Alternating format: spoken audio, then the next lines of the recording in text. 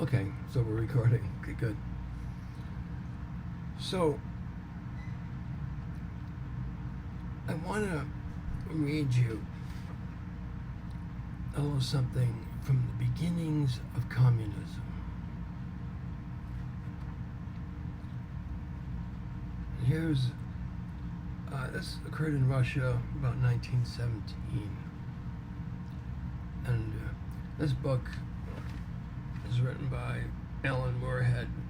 It's entitled The Russian Revolution. I was just reading it just to see about socialism and how it kind of originated and stuff.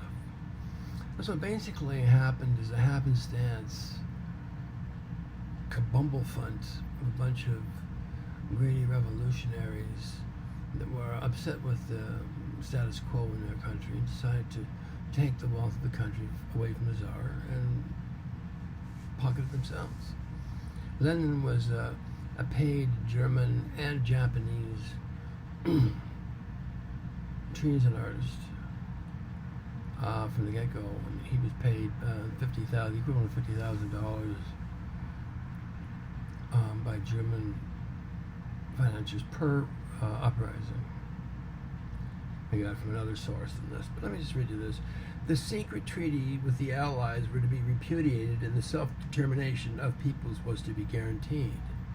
This means we're in power now, and fuck all the other shit. It was a proposition that could hardly fail to please the meeting, and when it was approved by unanimous vote, something like delirium seized the crowd. Sobbing with shining eyes, they sang Internationale, and when someone cried, "The war is ended," it really seemed to be true. This is in the middle of a war. This socialist, this communist uprising got its grip on the Russian country at its most vulnerable time in its history. Anyway, so Lenin continued impassively.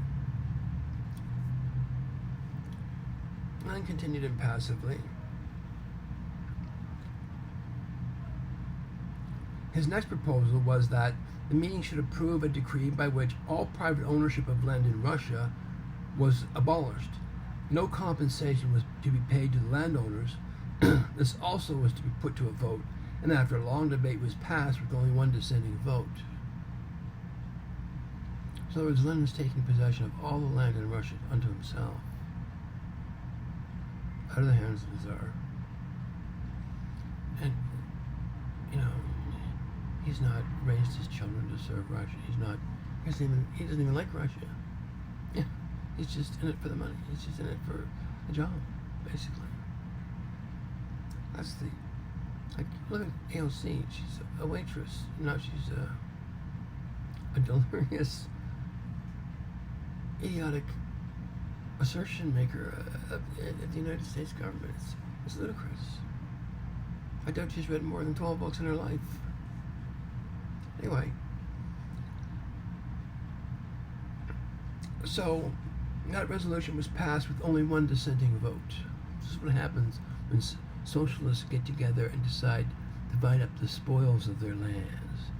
They begin by committing treason, like the hilarity Klingon, etc.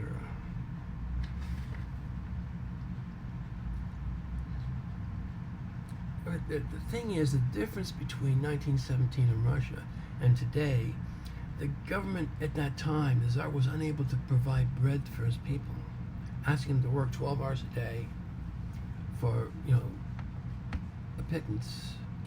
People wanted a ruble a day, or a ruble an hour, I can't remember what it was.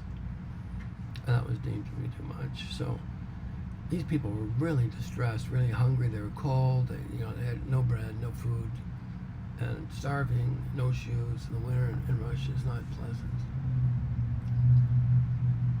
But today, we don't have that catalyst, if you will. So today, it's a fake catalyst today. They're saying it's a race oppression thing. You're being persecuted by, if you're black. Now, I'd like to point out to the people in the United States that, you elected a black president. You have umpteen black multimillionaires, not the least of which is Oprah Winfrey, which is, you know, good for her. Anyway, you know, what is their definition of oppression? You know, like, I'm prejudiced. You know, I don't like idiots. They all stink the same to me, and I have zero tolerance for them, especially the insistent kind. And I'm quite welcome to have my prejudices, but I don't go burning your house down, you know. And if you're an idiot and you're working for me and you're doing a good job, I'll let the idiot work for me. I don't have to agree with everybody. Of course, then I'm not a politician. I'm just your king.